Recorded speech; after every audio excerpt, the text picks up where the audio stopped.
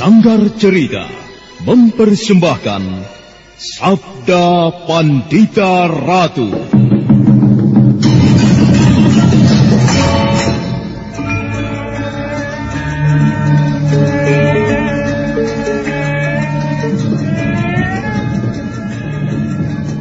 Aneh, kemana larinya orang berjubah merah itu tadi?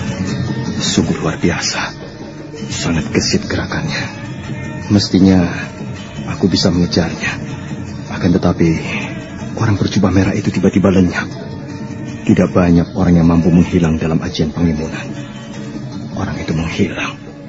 Nampaknya orang itu memang dengan sengaja memancingku kemari. Lalu, apa maksudnya? Apa maksudnya?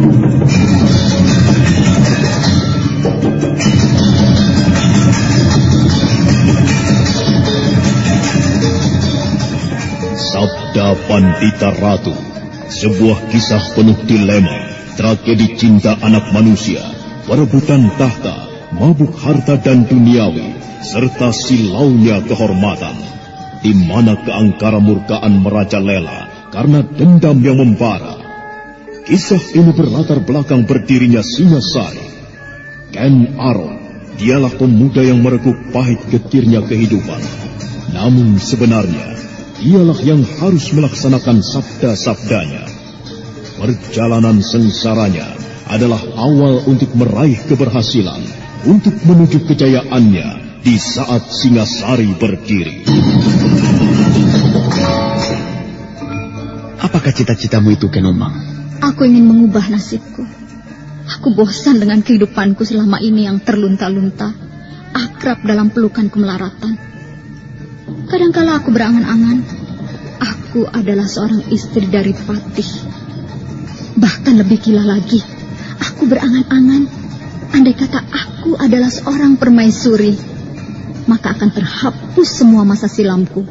Terhapus lenyap, tidak bersisa semua kenangan buruk yang kumiliki. Itulah cita-citaku, Kakang Ken Arok. Bagaimana dengan kau, Kakang? Aku ingin menjadi seorang raja.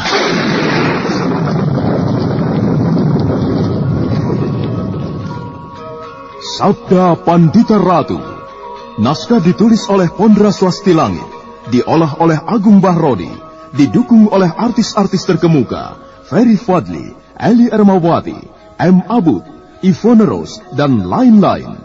Teknik dan montase Ibing Arifin, dengan sutradara Dian Pertiwi. Sabda Pandita Ratu, kali ini dalam episode ke-17 dengan judul Melacak Dunia Muksa.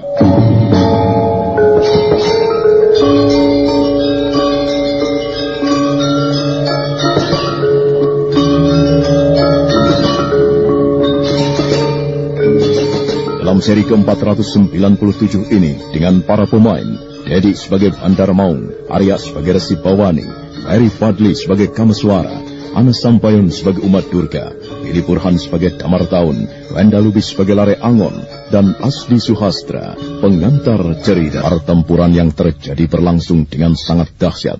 Belum diketahui siapa yang lebih unggul antara Damar Taun dan Lare Angon.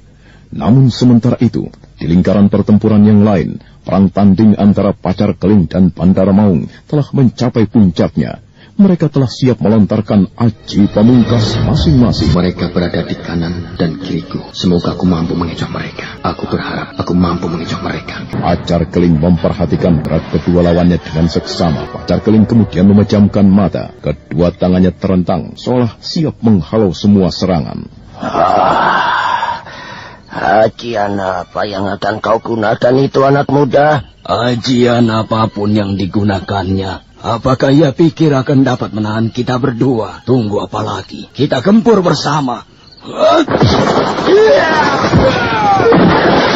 Apa yang terjadi adalah di luar dugaan Resi Bawani dan Bandar Maung. Mereka sama sekali tidak menduga bahwa pemuda yang mengaku bernama Pacar Keling itu akan menggunakan sejenis ilmu yang sangat aneh. Itulah ajian dari jenis Ngrogo Sukmo. Demikian Bandar Maung dan Resi Bawani meloncat dari kiri dan kanan. Mereka merasa yakin akan berhasil melumatkan lawannya. Namun di luar dugaan, Pacar Keling tiba-tiba lenyap, sehingga Bandar Maung dan Resi Bawani saling berbenturan sendiri. Debah, laknat, licik, curang kau anak muda. Arak dadaku. Kurang ngajar kau anak muda. Arak kau. Asal kau mengetahui sang resi yang sesat jalan, ajian yang baru saja kupergunakan adalah Aji Suksma Sirno, sejenis dengan Ngeroko Sukmo. Bukan aku yang mencederai kalian berdua. Akan tetapi, kalian saling mencederai sendiri. Debah, iblis. Jangan salahkan aku. Jangan sesali nasib kalian. Kalian berdua telah salah memilih dengan memburu-buru bayi yang tidak bersalah itu. Raja di tangan kananku ini merupakan bukti bahwa aku berkewajiban memberikan perlindungan kepadanya dan menghancurkan apapun yang berusaha membahayakannya. Nah, mampuslah. Debah, gila, laknat, iblis, keparat. Anjing keparat kau anak muda. Aku bunuh. Matilah kalian berdua. Selamat tinggal. Hup. Jangan pergi kau. Jangan pergi kau keparat. Berdebah kau. Dadaku.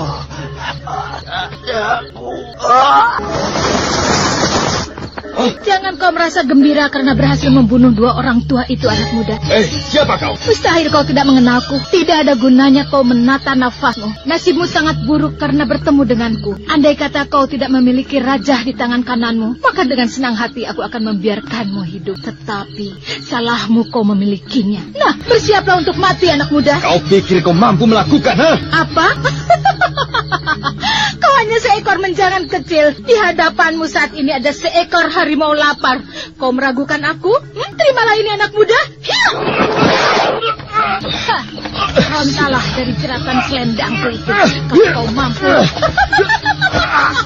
Ayo, lakukanlah. Berdebah, setan nalas. Kaulah orang pertama dari orang-orang yang memiliki raja di tangan kanan. Kedibal dari bocah laknat itu yang akan mati di tanganku. Menyesalah, anak muda, karena dengan mudah sekali kau mati di tanganku. Mati kau! Pacar Keling sungguh bernasib malang. Selendang yang menjeratnya ditarik sendal pancing oleh Umat Durga.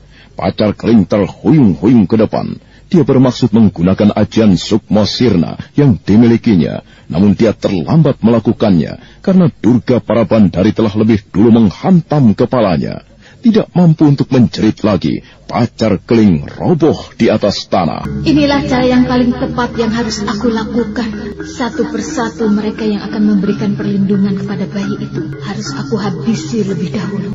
Dasar pengawal-pengawal bodoh, mereka semuanya akan mati di tanganku. Sementara itu, pertarungan antara hidup dan mati yang terjadi antara Damartaun dan Lare Angon berlangsung semakin seru. Keduanya telah mulai menggunakan kekuatan-kekuatan aneh yang mereka miliki. Dari telapak tangan Damartaun serasa mengalir kekuatan luar biasa yang tiada habis-habisnya, yang mampu mendukungnya untuk berkelahi secara gila-gilaan. Tetapi sebaliknya demikian juga dengan Lare Angon. Dari telapak tangannya juga mengalir kekuatan luar biasa yang bagaikan derasnya aliran sungai yang sedang banjir bandang. Tiada habis-habisnya pula.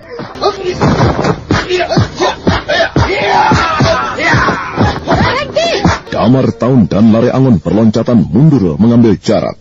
Lare Angon berdesir ketika melihat siapa yang menghentikan perang tanding.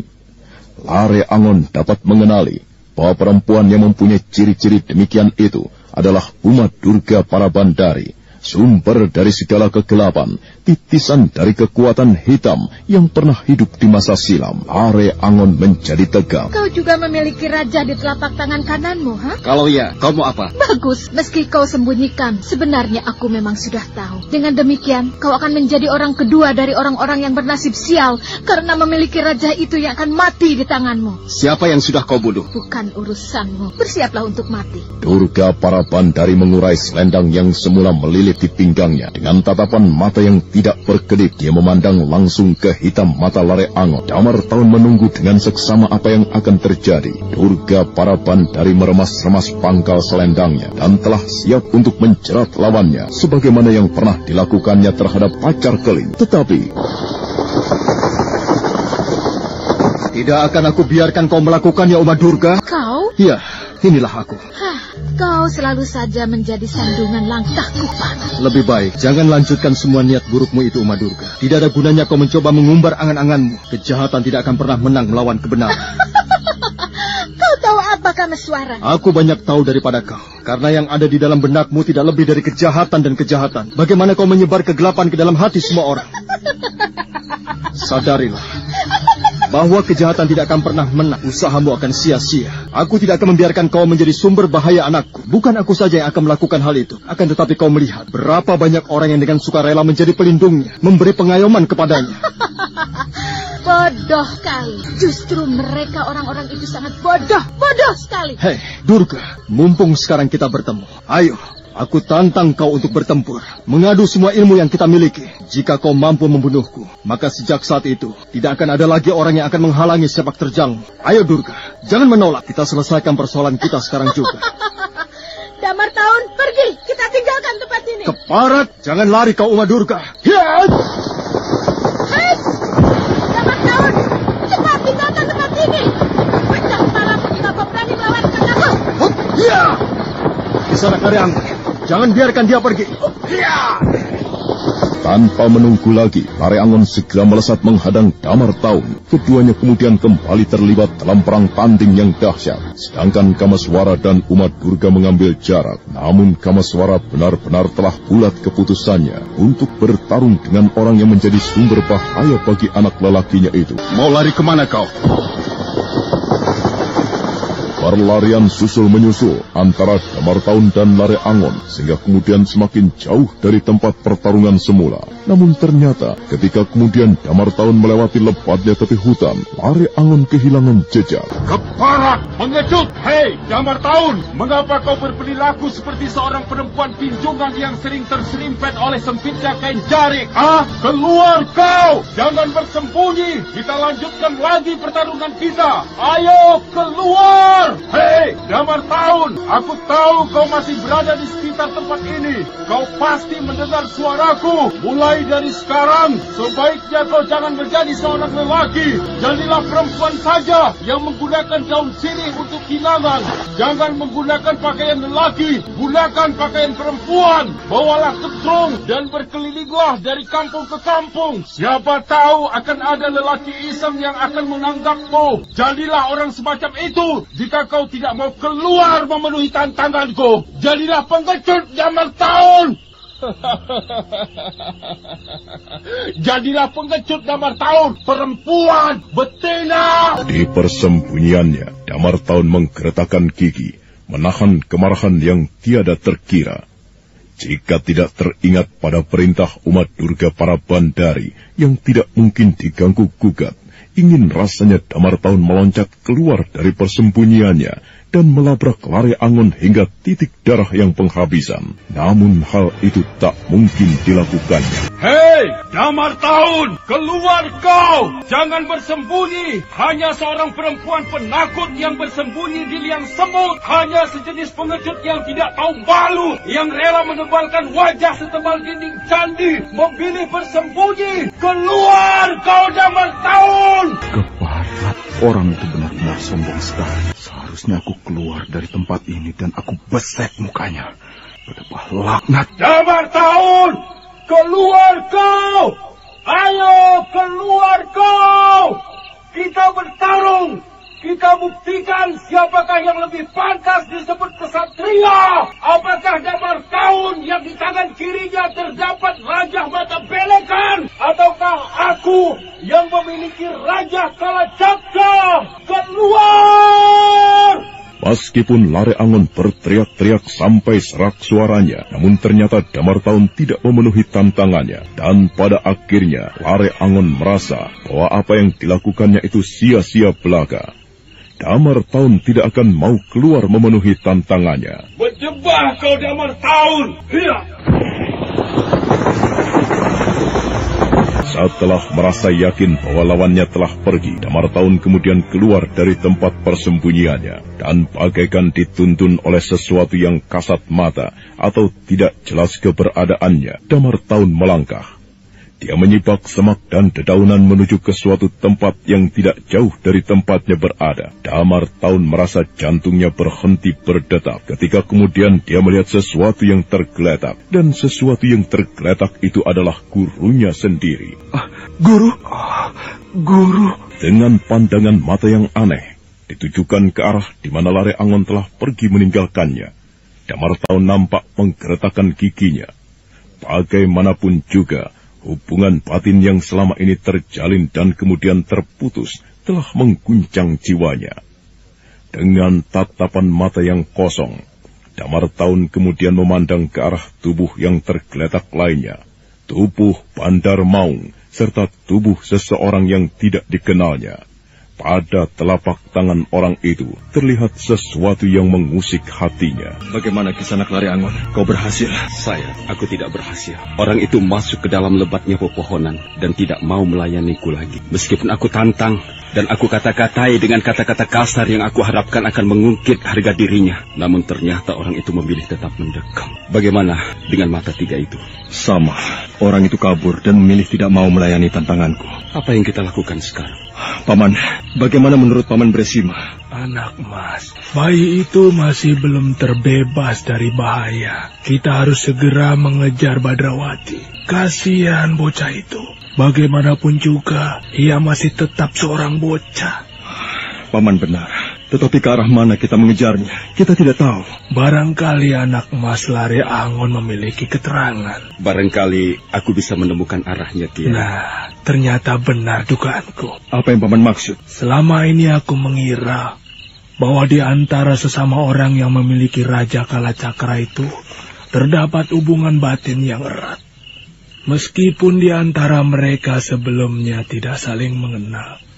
Bukankah demikian anak Mas? Benar, Kiai. Jadi, dengan kelebihan semacam itulah anak Mas Lare Angon akan bisa menemukan di mana anak Mas Badrawati. Terlebih-lebih anak Mas Parameswara sekarang, di mana letak arahnya. Hal serupa, nampaknya orang-orang semacam Uma Durga bisa pula melakukannya. Baiklah kalau begitu. Kisanak Lare Angon, silakan kau lakukan itu. Baik, akan kulakukan. Masih dalam sikap berdiri tegak, Lare Angon kemudian memejamkan matanya. Kedua tangannya perlahan-lahan mendekap dada dengan saling menyilang. Pemuda yang tidak mau jati dirinya diketahui orang lain itu memusatkan segenap perhatiannya. Kameswara dan Sang Wasi dengan sabar menunggu. Hingga beberapa saat kemudian, Lare Angon telah membuka matanya kembali. Bagaimana anak Mas? Ke arah barat, Kiai. Tetapi kenapa anak Mas? Tanda tanya yang sejenak sempat menerkam Kameswara dan Bresima kemudian terjawab saat mana mereka kemudian menemukan tiga sosok mayat yang tergeletak. Kameswara mengenali mereka satu persatu. Bandar Maung. Yang seorang ini tentu orang yang kau ceritakan itu Kameswara, Resi Bawani. Benar, Paman. Dan dia, yang seorang lagi ini siapa? Kau pernah bertemu dengan orang ini secara langsung, Lare Angon? Belum, baru kali ini. Ia telah tewas. Dengan demikian tinggal 4 orang yang memiliki raja seperti ini.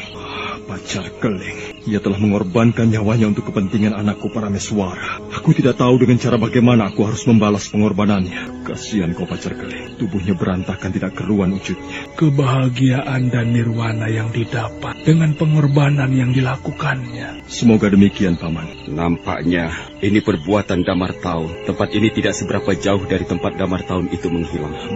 Bukan Damar Taun yang melakukan, tetapi perempuan yang memiliki 3 buah mata itu, Uma Durga Parabandari yang melakukannya. Pada saatnya kelak, mungkin aku akan menemui nasib seperti yang dialaminya. Bukankah semua orang yang memiliki pertanda Raja Kalacakra harus mati? Tidak harus mati, anak Mas. Anak Mas Lare Angon salah jika mengartikannya demikian. Jangan salah paham, Paman Wasi. Andaikan aku mati sekalipun, aku telah siap, Paman. Aku yakin bahwa pengorbananku memang harga yang pantas untuk menggagalkan niat jahat perempuan dari masa silam yang memiliki 3 buah mata itu. Maaf, sebaiknya aku tidak terlalu lama terpaku dengan keadaan ini. Aku harus melakukan sesuatu untuk keselamatan bayi itu. Aku harus pergi. Anak Mas, apakah kita akan segera pergi pula? Mayat-mayat ini harus kita kuburkan, Paman. Jika tidak, penduduk di sekitar tempat ini besok akan terkejut dan ketakutan.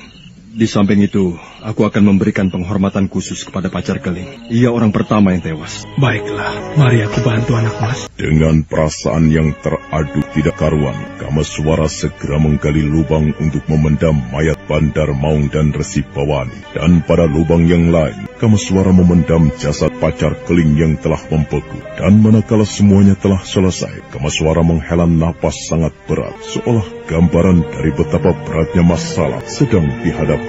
Oh, apa yang kau resahkan, anak Mas? Aku telah berusaha untuk mengerti. Akan tetapi tetap saja aku belum mampu mengerti serta tidak habis pikir dengan kejadian-kejadian yang menimpaku ini, Paman. Lalu? Seorang dari mereka yang memiliki Raja Kalacakra telah tewas. Tinggal 4 yang lain. Bagian mana yang membuat anak Mas cemas? Tetap saja aku gelisah memikirkan keadaan anakku, Paman. Kekuatan yang mengelilinginya telah berkurang lagi 1.